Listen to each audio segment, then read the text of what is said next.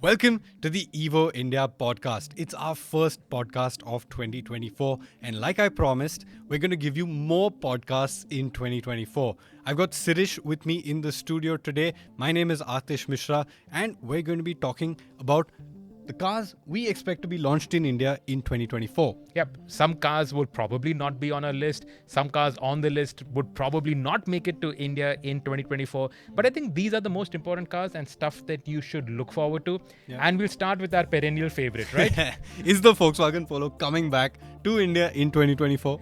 No chance. No. And there's no point. Hatchbacks is a segment that is not growing as fast as SUVs. Yes. Everybody wants an SUV. So the Tiguan is there. The Kodiaq is there if you don't want something that looks like a Tiguan. So those are great SUVs. And all the even million today. special editions. Yeah, so this year you will have special editions because I don't think there's anything new coming from Volkswagen this year, apart from the Tiguan, which we will talk about. But in terms of mass market vehicles, it is the Virtus and the Tiguan. And same with Skoda. It's the Slavia and the Kodiaq. So those are the cars that are going to be there. What you can actually look forward to are good discounts on that. Yeah. Because obviously they'll have to push it more aggressively. You will probably get more loaded variants. You've just driven the Virtus GT with the manual gearbox. Yes. And I was reading a story, and not only does it have a manual gearbox, but it also has some more masala in terms of more speakers and all of that stuff. Yeah. So what's new on that? You get a subwoofer and an amplifier, which was not there on the Virtus before. And you get electrical powered seats for driver and passenger, which is actually a segment first because most cars have it driver only, but Volkswagen's done driver passenger. So you'll probably get cars with more features on them that is more loaded at a more attractive price. So that is definitely something to look forward to. Yeah, but so you're not going to get a new Polo. So forget about it. No Polo coming for the foreseeable future. Okay, let's talk about stuff that is coming and exciting stuff. Tata Curvv. We expect the Curvv to launch in India this year. It was shown at Auto Expo last year. Yep. And now we're getting closer to seeing it on the roads. We've seen test vehicles actually. We've seen So pictures. plenty of test vehicles on the road. And the good thing about Martin Ularik's design school of thought, and this is something that he told us at the Auto Expo, is that he has told his designers not to make concept cars. He's told them to make concept cars that will actually go into production as is. So what we saw at the Auto Expo, maybe with one size smaller wheels, that is what's going to make it to production. And to be fair, we didn't expect it, but when the Nexon came out, it actually had what the Curvv is. the Exactly. face, you know? Exactly. So right-sized wheels, and that's about it. So you will get the Curvv with that coupe SUV roofline, which will be very unique for its category because in this category there are no coupe SUVs. So a little bit fashion forward in terms of its design, but I think it's also very distinctive. And we sat in the concepts that were there at the Auto Expo, and it didn't really compromise on headroom. So looks cool. It'll have the new engine. That is also something that was shown at the Auto Expo. And I think this is a misconception that needs to be addressed around the Curvv. Everybody thinks that the EV is going to come first. It's the petrol and diesel Curvv that will probably come first with, like Sirish said, the new turbo petrol engine. Yes, the new turbo petrol engine, that is what's going to launch with the Curvv. The EV will be there. There will be a Curvv EV, but I think that'll follow in time. Either at the same time or a little bit later. Now, Tata's gotten into the habit of doing things parallelly. Like they did Harrier Safari together. They did Nexon and Nexon EV back to back. The thing is that in 24, Tata EV, Tata.EV as the new company is called, that will have new launches. So it's going to start with the Punch EV. We've seen plenty of them testing on the road. So Punch EV definitely is coming, and that will sit in a really sweet spot under the Nexon EV, slightly above the Tiago EV. So it'll plug that gap where right now we just have the EC3. Correct. Is there anything else out there? I don't think so, right? So Tata will start with the Tiago EV, which goes up against a Comet EV. In fact, the Tiago EV undercuts the Comet. Then you'll have the Punch EV. Then you'll have the Nexon EV. Then the Nexon EV Max. So it's actually filling in all the gaps in the EV segment before anybody else really jumps in. We will also have the Mahindra XUV 400 facelift. That will start very, very soon. It'll have a early new January. interior. Early January, new interior. So it will be upgraded, but Tata will have a comprehensive range of EVs, and they will need that. because now they have their standalone EV showrooms. Yes. So very good looking ones, I must very say. nice, yeah. Very aesthetically done. It has that. Martin probably had his sketch pens out for that also. Yeah, and it's got that whole eco theme to it, Yes. the minimalist theme to A it. lot of earthiness, woody textures, green. And a nice coffee bar. Yeah, Bluto guy. Who doesn't love that? Yeah, so nice coffee also over there. So I think that's a really nice step from Tata to establish and reinforce their leadership in the EV space before everybody else comes in. Yeah. And everybody is going to jump into the fray. 100%. Question, is the Altroz EV going to come? I think it will. Because we saw the concept at the previous Auto Expo, not even last year's. So we've got the Indica Gone But Not Forgotten that Yeah. is going to eventually drop on the Evo Yeah. India channel. And in that, while I was doing research in the old Overdrive magazines, I came across a news article in 2008. And the first line of that, and this is 2008, there's a picture of a Tata Indica with an EV powertrain, and it says that Tata is going to launch the Indica EV. Yeah. This is 2008. So they show things way in advance. Yeah. And then depending on priorities, engineering resources, market acceptability, things are rolled out. So hopefully we should see the Altroz EV this year. But I think, like you said, hatchbacks are a dying segment. Exactly. So And- when you compare it with, say, the Punch EV or even the Nexon EV, what real incentive is there to buy an Altroz EV? It'll sit in a similar price brackets. It'll just be a different body So shape. You you'll know? probably be eating away market share from Tata's own vehicles. Hmm. Obviously, you will cater to people who want a hatchback. Yeah. They don't want an SUV. But I don't see why anybody would not want a Punch EV or a Nexon EV, because those are in their ICE versions. They are very nice. In their EV versions, of course, we haven't driven a Punch EV, but the Nexon EV, we've driven it extensively all over the country. And the new one. And the new one also. So I don't see where exactly the Altroz EV will fit in. Obviously, like I said, hatchback buyers are still there, but I don't know. It's also priced because the Altroz is already expensive. Yes, and then because that you is the build- new platform. Correct. Now, again, It's while a we Punch were platform. doing, it's the new platform. Yeah. It's Tata's new platform. Yeah. And the Nexon EV actually sits on the old platform, Correct. which is the X1 platform, which dates back to the second generation Indica. Yeah. So the Altroz platform is Nexon actually EV a more advanced platform. So the Nexon EV is actually that electric Indica that you're talking It's about. the modern day electric Indica. It is true. So we know all this, right? But then when you actually go through all the old magazines and everything, and then when you read the and then dots. and then you say, oh yeah, that's where it started. That's where the Nexon EV journey, it started off with the Indica EV. And the Tiago EV, the Tiago platform is the Gen 1 Indica platform. Obviously refined and made more modern to meet modern emission, crash, all those standards. But it traces its roots to Gen 1 Indica. And Nexon traces its roots to Gen 2 Indica, the Vista. So these platforms go back a really long way. And that's also how Tata Motors manages it to price it aggressively, because everything is depreciated. Correct. So you get that cost efficiency. Okay, now let's talk about the absolute opposite end of the spectrum. From Mahindra, the 5-door Thar. Now this obviously needs no introduction. We've seen spy cars being spy shots for years now. All over. And we've known the names now. There's a bunch We of... don't know the names, but Yeah. 5 names were patented or trademarked by But we know which one Mahindra. they're probably going to go ahead See, if you asked me, I'd say it's a no-brainer. Thar Armada.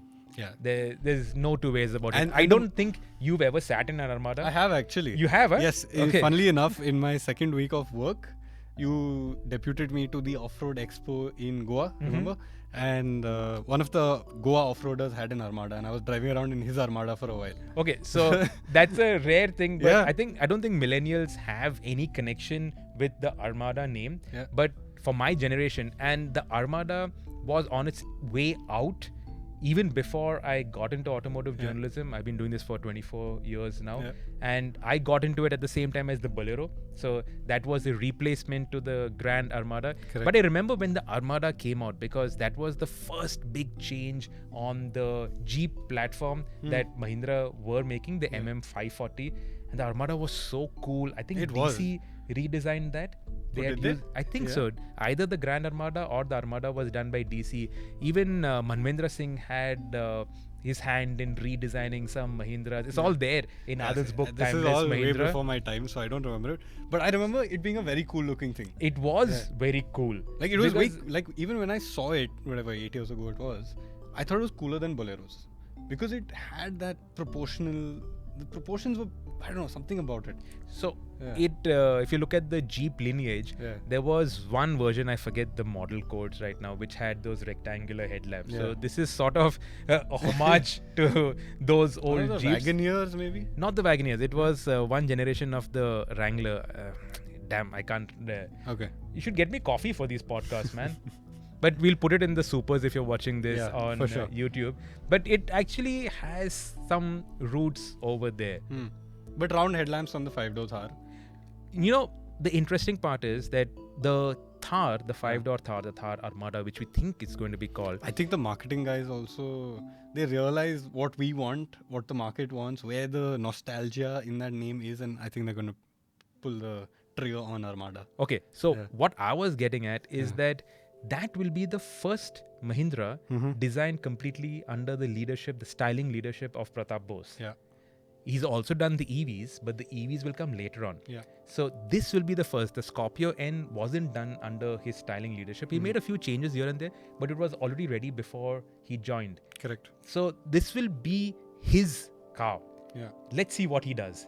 Yeah, it's pretty exciting. And let's see if he can remove any possibility of patent violations and lawsuits and get the 5-door Thar all over the world. Yeah.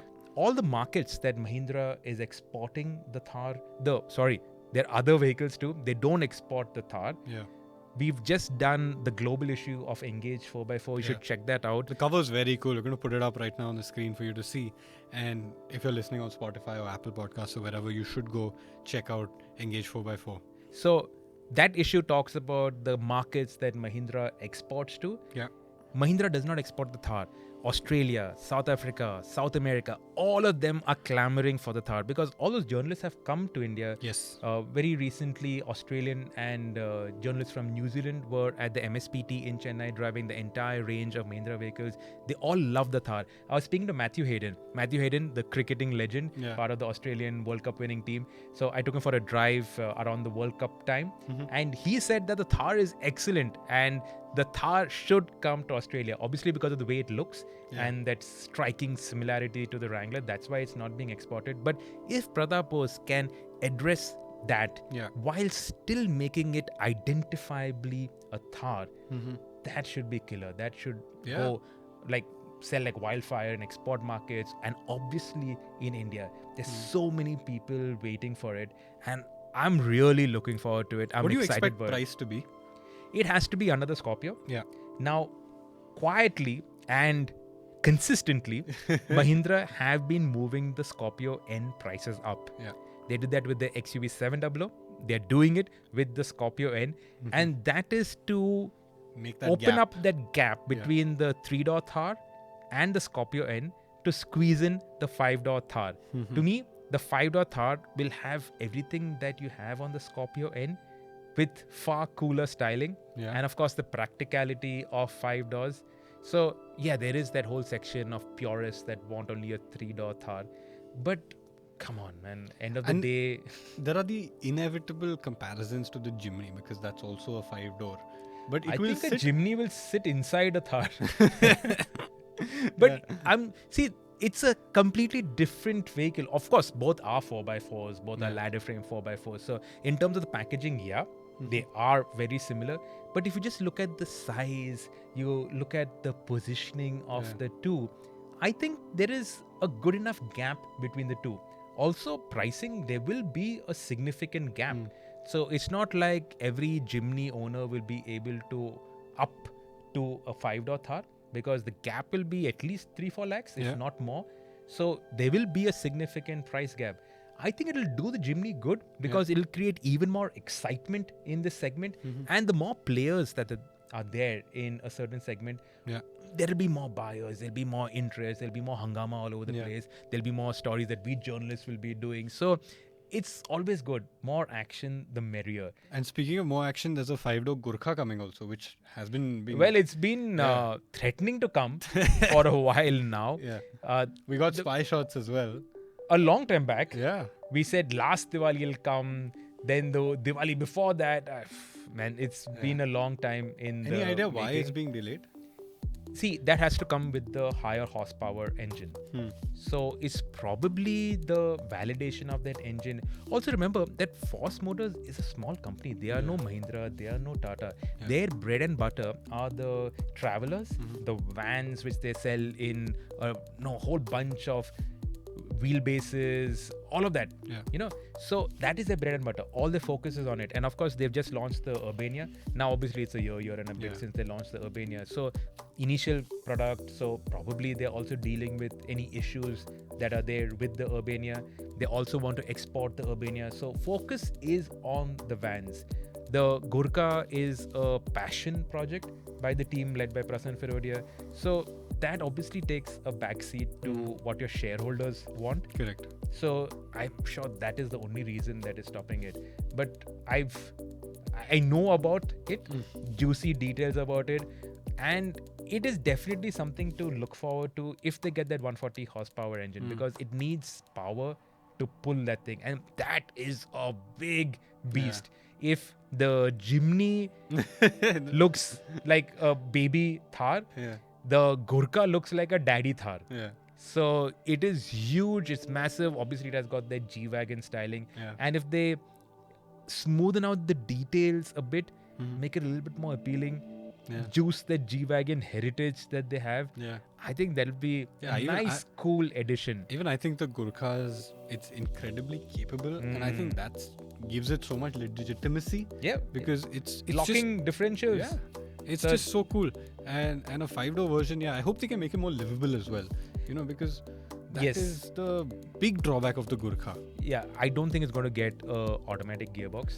I don't need an automatic, but a nicer dashboard, a steering wheel which doesn't That's feel all like... there. Yeah? That's all there. Yeah. So, I mean, that's the you stuff want a big screen? Yeah. That's there. I hope it's not Tesla big. Why? It's okay, man. You'll get Hector big. Come on. Okay, now let's talk Swift. Swift is exciting. Yeah. There's a whole new generation of Swift coming, but it looks pretty much the same as what it currently is. But there's a new engine. Okay, so let's address the new engine part. Obviously, it's been done for emissions. Correct. And for fuel economy. It's not going to give you much more in terms of power. Yeah. And that Musca smooth 4-cylinder engine that in the Suzuki made is now going to be a 3-cylinder. And there is no way of hiding the 3-cylinder vibes. And noise. Yeah. So that Musca smooth engine, like a big plus point on the Swift and all the Marutis and Suzukis, that smooth engine. 3-cylinder. So, but you never know. I don't know. I'm excited to see what Suzuki will do with the 3-cylinder, because to be fair, the Volkswagen 3-cylinder is a fun engine. It may not be Musca smooth. And the Volkswagen 3-cylinder is a turbocharged engine. That's also there. And I don't think Maruti is putting a turbo on that, because obviously fuel economy, FTW. But they might put a hybrid on it. Mild hybrid. Yeah. They might. But that doesn't really do much. It'll smoothen things out. It will give you ridiculous fuel economy. Not ridiculous. It gives you marginal impact. Well, the Innova with the full hybrid. Correct. But this is mild hybrid. Yeah, so it might, because it'll weigh what? That's also there. 2 grams. Yeah. So it'll be. But again, I think the Swift, and I hope the Swift will be one of the first vehicles that Maruti actually crash tests under the new Bharat NCAP, and it should score well, because see, the way we've been screaming about safety, and it's not just us, all of our colleagues, our entire community, the way we've been screaming about safety. Hyundai have been forced to bite the bullet. The Verna is now 5 stars. The upcoming Creta, we'll talk about that. Next. That should be one of the talk points on that. So the Swift, I really, really, really hope that Maruti finally realizes that it is the responsibility of the government to give us safer roads, but they aren't going to do that. So now it's the responsibility of the manufacturers to give us safer cars, to protect us, because the roads are in such bad condition. And also, if others can do it, I don't see why the market leader can't. Exactly, the market leader has to be and behave like a market leader. So the Swift, definitely a great car to look forward to. But if I've you got want- a lot of really cool stories with the Swift. We've Yeah. lived with so many generations of the Swift. Yeah. I bought a Gen 1 Swift. Really? And despite being a journalist, I had to wait, I think, 5 months, which turned out to be a really good thing because in the third month, there was a massive, lots of rain in Pune and the stockyard was full of water. Oh, shit. So thank God my number didn't come up that time and I got a proper car. That car, actually, before that I had the Zen, then the Swift. And that was the first time that I realized that Maruti is not flawless in terms of quality. It wasn't as well built as the Zen. Right. So that's also a sign of where Maruti were tilting towards Yeah. in terms of making more cost-effective cars. But they also made a really cool-looking car, maybe by intent or by mistake, but they made a really fun car to drive. And that fun DNA of the Swift continued through the years. Yeah. And I just hope that that is retained. Yeah. So if you want a Musca smooth Swift, now's the time because very soon a not so Musca smooth Swift. is coming. No. With the caveat, we haven't driven it. So Correct. we are just assuming, we are just making random statements from the top of our head. So don't come and shoot us. Shoot Atish, not me. Desire. The Desire will also come based on this. So I saw some renders on Yeah. Instagram the other day. And that Desire looked sort of like a CLA with the really swoopy rear end. Okay. Okay, those are renders. But they looked really cool, man. Yeah. They looked really cool. Do you think Maruti is going to try and differentiate the Swift and Swift Desire a little more? They will. Yeah. They will, because now obviously market tastes are evolving and Maruti's capability of designing fresh products, differentiated products, that is also going up. Yeah. So I'm sure there will be And also even the more Desire- significant The changes. Desire's gotten this, especially with their tour cars, it's gotten this perception of Taxi. being a taxi. Hmm. And I don't think they want that to rub off on the Swift anymore. So I hope they do something different for the Desire. Clearly they will do, and this new Desire is obviously not going to go into the taxi market immediately. So there'll be a while. You'll have They'll the continue older, with the tour and all of exactly. that. Yeah. So I think it will be a little bit more differentiated. So a big year for Maruti. Yeah. Swift, bread and butter, definitely. And now we have to talk about the new Creta. In fact, the teaser images of the Creta were just shown to us today, the day that we're recording this. And from the images, we can deduce that it has a new face. Actually, it reminded me a little bit of the Santa Fe. You'll be able to tell me more. That little blocky DRL system. It does have, but Yeah. it's also very unique. Okay. It is not exactly the Santa Fe. It's not exactly any of the other I SUVs like that about Hyundai has. Hyundai. I like that. Which is about- cool. Yeah. It's not that Hyundai facelift that has been selling in China. Yeah. It's not that, Yeah. because that's the images that has been all over the place Correct. to illustrate, talk about the facelifted Creta. So it has been done for India, and that just shows how important India is Oh, yeah. For to sure. Hyundai and to the Creta. Yeah. After all, this is the Creta market. 100%. We've been calling this the Creta segment ever since the Creta came in. This And is the big numbers in that segment from Huge. everybody. the Creta sells more than the Venue. Yeah. And you'd And never the think. Creta consistently sells more than 10,000 units. Yeah. So immensely profitable for Hyundai. Mm-hmm. Because of Hyundai's success, the Volkswagen Group did the Tiguan and Correct. the Kodiaq. Because Everybody's of them, come- everybody, Maruti has come with the Grand Vitara. Everybody Yeah. is there because Hyundai showed that there is volume to be gained and money to be earned in Margins that to be segment. had also in that segment. Lots of money to be earned there. So this is going to be very important. Yes. And Hyundai aren't going to muck it up, are they? No, I don't think so. I think they've been really hitting the nail on the head with all of these SUVs in the last year Except and the a half. Alcazar, which we Yeah. aren't huge But fans people of. buy them. Yeah. The diesel Alcazar, Yeah. excellent. That petrol, not so, but they put the 1.5 engine into the Correct. Alcazar, Yeah. and that is the so-called new engine Yeah. that is going in the Creta. But we've already experienced it in the Alcazar, in The the, Seltos. Kia Seltos. Yeah. So it's Verna. there in the The Verna, Verna, yeah. right? So the new engine they're talking about is the 1.5 turbo petrol. Yes. They will also have an NA engine. They'll Yes. also have the diesel engine. They Yes. will also have 25 different types of gearboxes And on a it. 10,000 feature list with 20,000 connected features. Yep.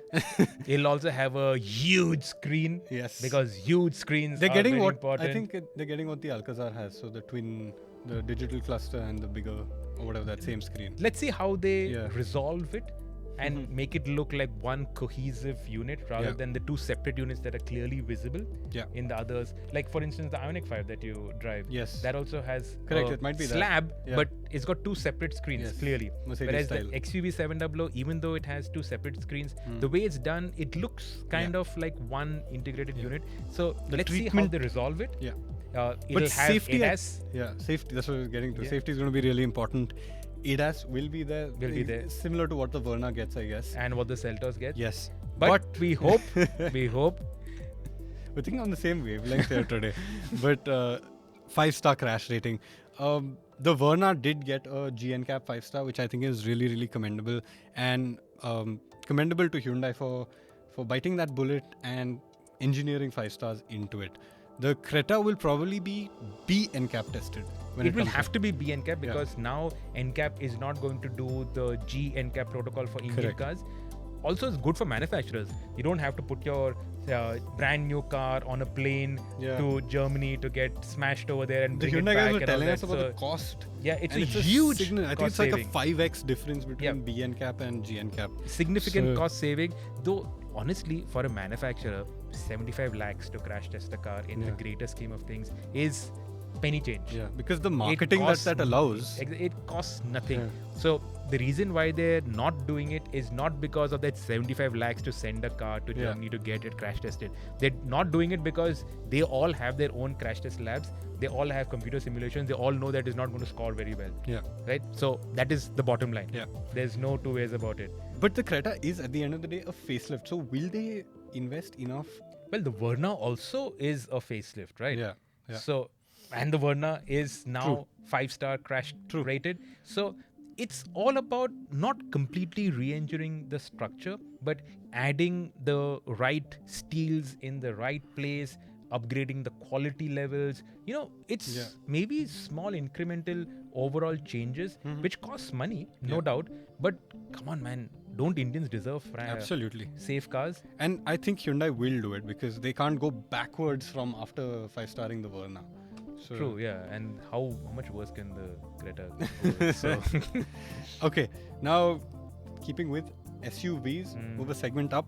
New Tiguan and Kodiaq. They've already been unveiled internationally. Yep. We We saw know it at the Munich Motor Show also. Yes. In a little bit of camouflage. Correct. I saw the Yeah, at the Volkswagen Lounge, we did see Yes. it there Yeah. at the Munich show. But we've now seen they've been- pictures now of they've it. been unveiled fully. Of course, You yeah. know, so we've got pictures. We know what's coming. The Tiguan gets an all-new design language. The Kodiaq is less of a massive change, but both look very good. Both will be on that lovely platform, the MQB platform. Yes. And both should come with TSI engines because Volkswagen has given up on diesels in India. The question is, will they come in 2024 or will they be pushed to 2025?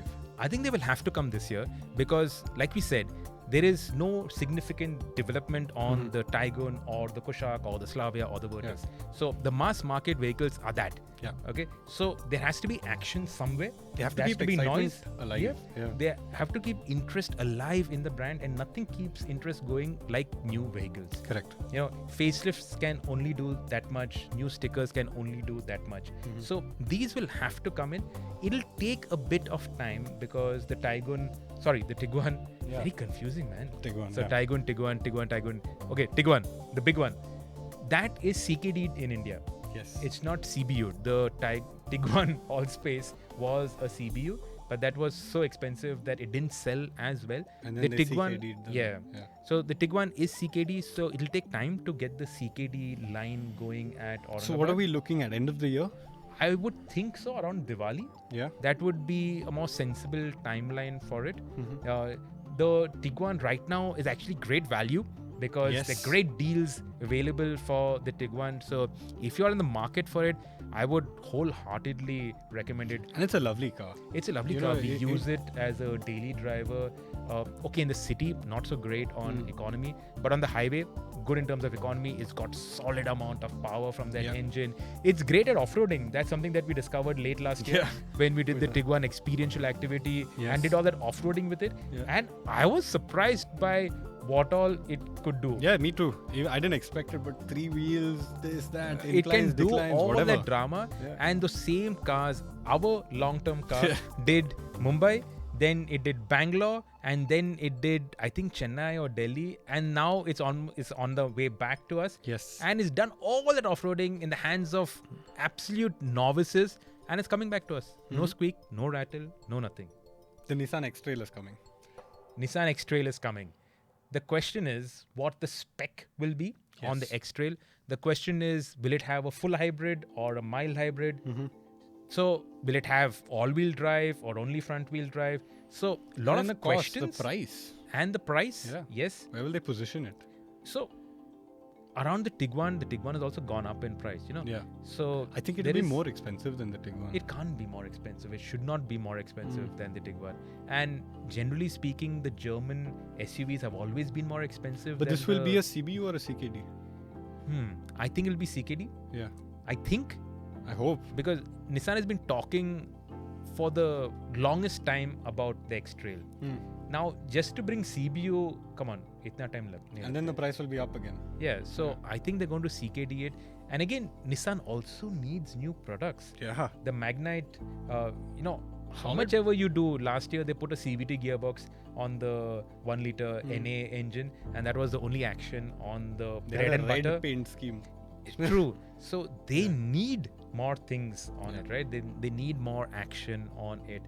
I think the X-Trail will come around June. Like I said, question is what spec. It needs to have like a full hybrid, because that's the Japanese talking point, right? Correct. It needs to have a full hybrid. It needs to have all-wheel drive. It needs to have all the bells and whistles. You can't scrimp on equipment and then expect it to sell, because today, if you look at buying patterns also, people, especially as you go higher and higher up in the segment, they want everything. Yeah. They want the bells and whistles. So, But the X-Trail has always also been known for its capability. And I hope and the they... X-Trail, my memory of it, when Yeah. the X-Trail was first launched in India, it was more than a size smaller than the Endeavour. Actually, 2 sizes smaller than the Endeavour. It was a small little thing, mid-size SUV size. Correct. And today, it has really grown. Yeah. But my memory of the X-Trail is a Creta-sized luxury off-roader. Yeah. And it could do serious off-roading. Exactly. We took it, I remember with the Endeavour, Fortuner, Pajero, and this X-Trail, we took it off-roading to Chikmagalur. The Endeavour got stuck. But this little X-Trail went through everything. Yeah. No effort, nothing. And of course, the Fortuner though is a Yeah. Fortuner, man.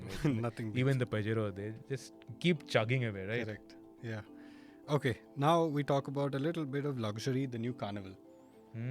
I think this will be really interesting, because I remember when the Carnival first launched in India, Kia said they want to attack the Innova. And they couldn't, because the Innova was, well, a segment down, And And the Innova cannot be attacked. yeah, exactly. It's got like this force field around it that nobody can come close. But that time it was the Cresta. And now Cresta, Innova, that Innova name means force field around it. No, but I think now it's going to be trickier, because the High Cross has gone up in price. It's closer to Carnival in terms of price. So somebody looking at, say, a High Cross backseat car may be swayed by something like a Carnival. You're right. Last week, we had our society meeting. Yeah. My neighbor met me and said, "Arey boss, wo Carnival aa raha hai kya?" So I said, "Yeah, it's coming, but look at the High Cross now." "Arey nahi boss, Carnival, Carnival. My partner has the current Carnival, but I want the new Carnival, and Carnival boss, kya space hai boss, and if you put 7 people in it, plus you can put luggage, which you can't in a High Cross or in the Cresta before that." So people in that segment who are looking at it, he's obviously into real estate, and his other partner's got a Wellfire. Now, Wellfire 1.5 crores and all that. No, it's "Oh, boss, kya gaadi hai yaar?" But Budget price is Wellfire. like crazy. Yeah. So the Carnival, there are solid amount of 100%. people who are looking for it. And it has its pros, because it's wide, where the Innova High Cross is not as wide as the Carnival. So that sense of space that you get from sitting far away from somebody next to you, True. that the High Cross doesn't do as well. It's got those slidey doors also, right? Exactly, the electric doors. And there are a lot of new tricks that will come on this new Carnival. So I think it has potential. I'm sure it will have potential. See, the Carnival earlier, or the current Carnival that we have in India, has established a base now for Kia to build on with the newer one. Yes. So it has done its job. It initially struggled because of the price and that whole perception of versus Cresta and all of that. Correct. But now that the High Cross is a monocoque, one Exactly. of That's the another big thing. perception barriers Yes. is gone. Yeah. And the High Cross is also front wheel drive. Correct. It's not rear wheel drive. So those perception barriers that were there, that were created by the Cresta, have gone. Exactly. So people will be more agreeable to it. And like you said, pricing of the High Cross has also gone up. Obviously, this new Carnival is not going to be the same price as Correct. the earlier Carnival. But there is space out there.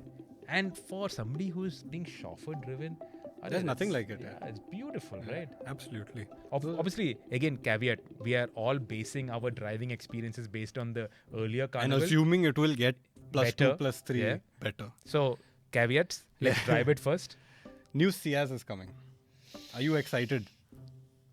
So, we don't know anything about the new Ciaz. Correct. Apart from the fact that it's going to come. And Because, there'll be a Toyota version probably. yeah, what is it? Belta. Belta.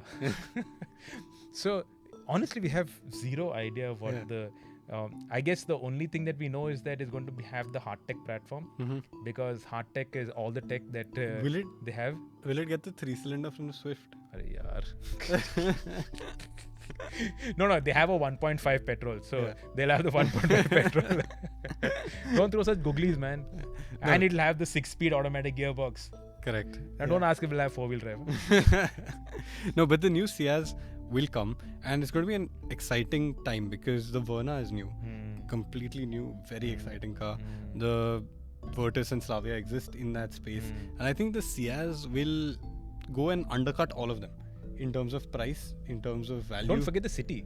The city. City is also expensive though. It's on par with the...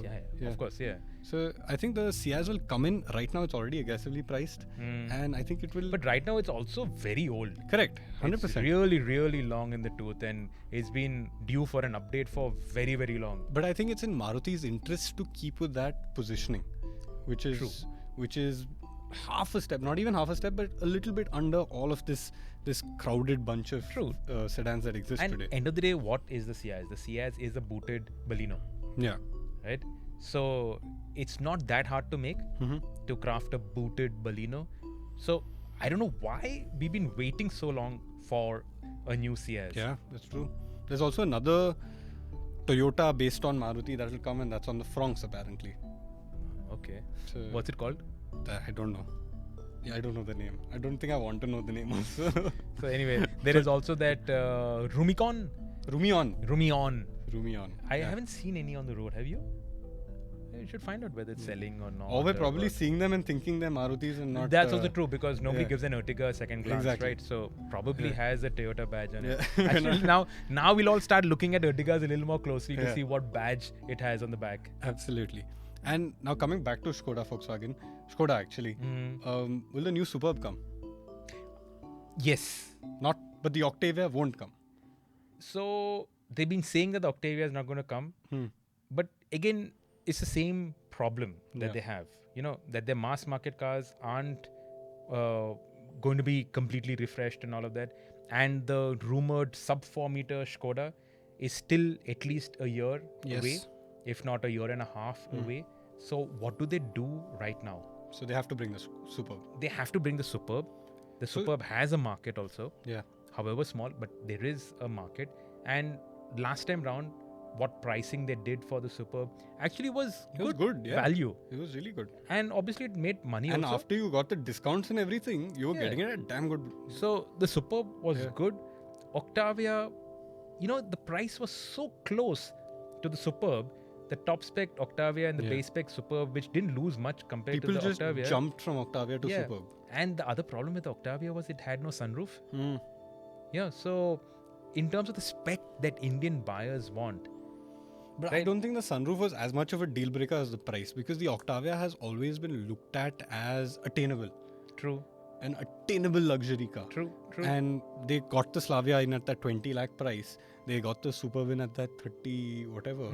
And then the Octavia at its price really didn't have that same value that the older Octavias did. We did a story when the Octavia was launched. We compared it with the Tucson and we said, hey, finally, it's the end of this SUV onslaught. Yeah, I remember that. And then the prices came and we're like, SUVs.